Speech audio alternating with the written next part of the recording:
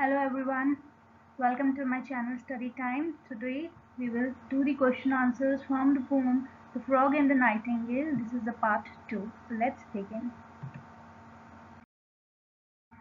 It's question number 11 in your book. Discuss the following questions and write the answers in your notebook. So the first question here is, bring out the irony in the frog's statement, your song must be your own. Irony is a literary device which is employed when the real meaning is contradicted by the literature meaning of the words. The frog tells the nightingale. The answer is, the frog tells the nightingale that her song must be her own, while he himself does not let her use her skill and talent in this field. He has restricted her entire freedom. Here lies the irony of the statement. In the beginning, when the nightingale confesses that her song was original, he immediately demeans her and tells her that it was nothing to boast about.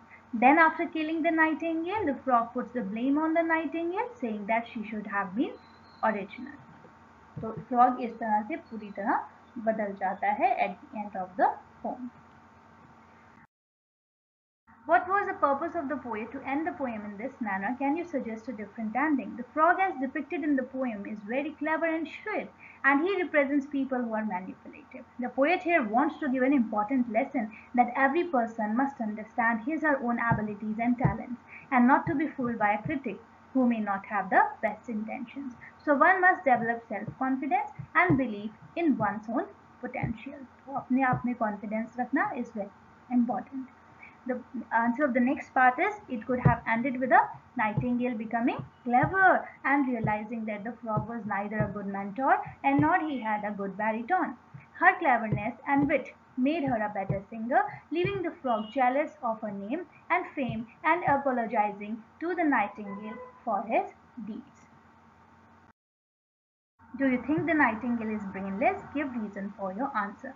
The poem justifies the fact that Nightingale is brainless because she doesn't see into the thing. She let herself be dominated by the frog. She was not confident about her talent and was easily influenced by him and died of her own foolishness.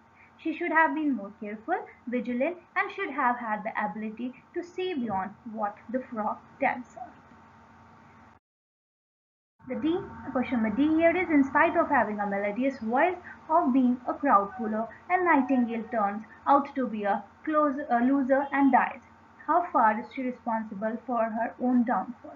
The Nightingale is herself responsible for her own downfall. She doesn't use her capability to judge and evaluate sweet-tongued people. Had she been confident about her talent and not have followed the frog blindly, she could have saved herself. She is largely responsible for her own downfall and tragic death. तो वो खुद ही अपनी मौत की जिम्मेदार थी.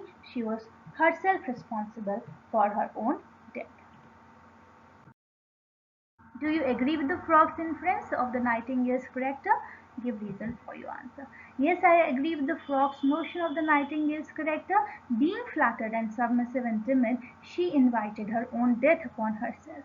She should have been able to see through the frog's plots and reverted accordingly. However, her innocence didn't allow her to evaluate the frog's tricks. Thank you so much. If you like the video, kindly like, share and subscribe. Thank you.